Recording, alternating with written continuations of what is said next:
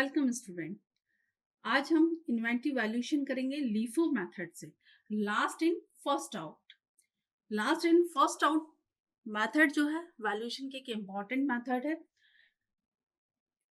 ये सैम आपके पास न्यूमेरिकल है। इस न्यूमेरिकल में हम देखेंगे कि किस तरीके से हमें न्यूमेरिकल का सॉल्व करना है। मतलब जो हमारे पास परचेज आया है, बैलेंस है, उसे हमें किस तरीके से रिकॉर्ड करना है और उस मटेरियल रिक्वायरमेंट जो हमारी जनरेट हो रही है उसको किस तरीके से इशू करना है, किस रेट पर इशू करना है। ठीक है, कई प्रोडक्ट ऐसे होते हैं जिनको हम चाहते हैं कि जो ओल्ड आइटम है वो हमारे पास रखा रहे और जो न्यू है वो जल्द से जल्द निकलता जाए। तो लास्ट इन फर्स्ट आउट, जो लास्ट में आया है वो हमारे पास रखा रहेगा और जो है ना, लास्ट इन फर्स्ट आउट मतलब जो लास्ट में आया है उसे हम फर्स्ट आउट करेंगे। क्लियर? और जो पहले आया था उसे हम रखे रहेंगे।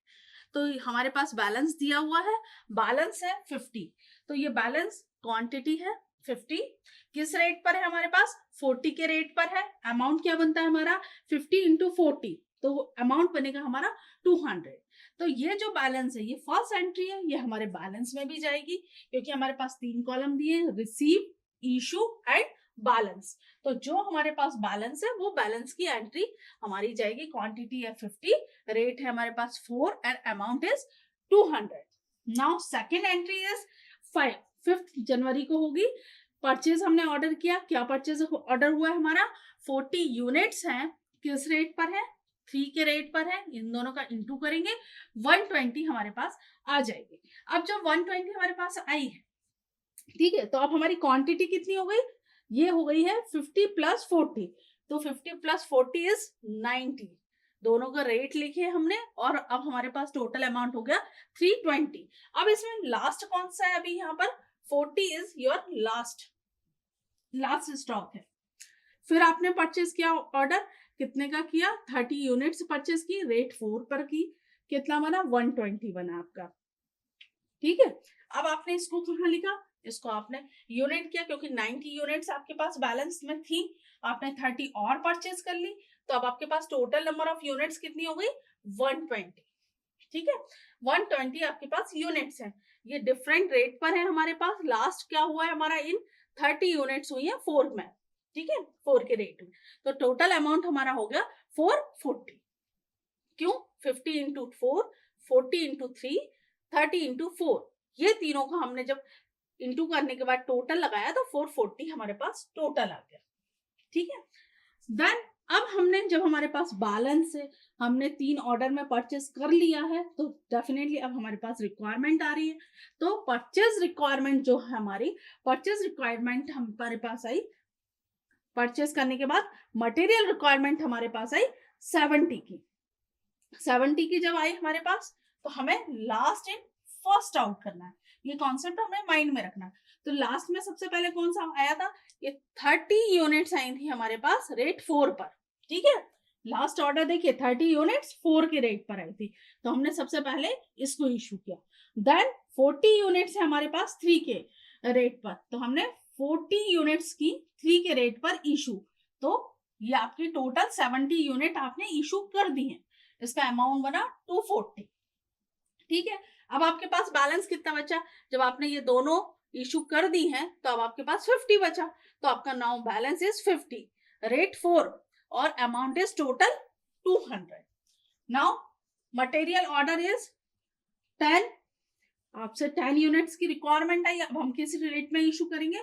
हमारे पास एक ही है 4 का, तो हमने 4 पर इशू कर दिया। 40 अमाउंट बना हमारा। अब बैलेंस कितना है? 50 में से 10 गया तो हमारे पास बैलेंस कितना बचा? 40। 40 जब आपका बैलेंस बचा और इंटू 4 तो कितना हो गया? 160। ओके, 160 हमारा बचा हुआ रहा।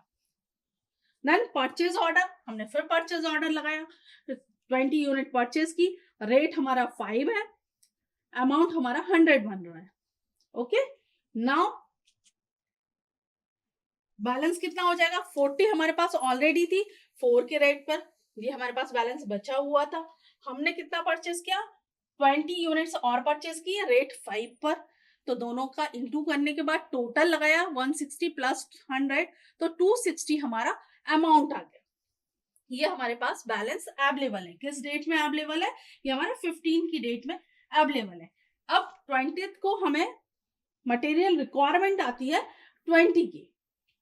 अब जब 20 की आई तो लास्ट में कौन सा इन हुआ है, लास्ट में हुआ है 20 यूनिट 5 के रेट पर। तो 5 के रेट पर हमने 20 यूनिट को 5 के रेट पर इशू कर दिया, 100 अमाउंट बना। अब हमारे पास क्या बैलेंस बचा, बैलेंस बचा 40 का, ठीक है, किस रेट पर, 4 पर, अमाउंट 160।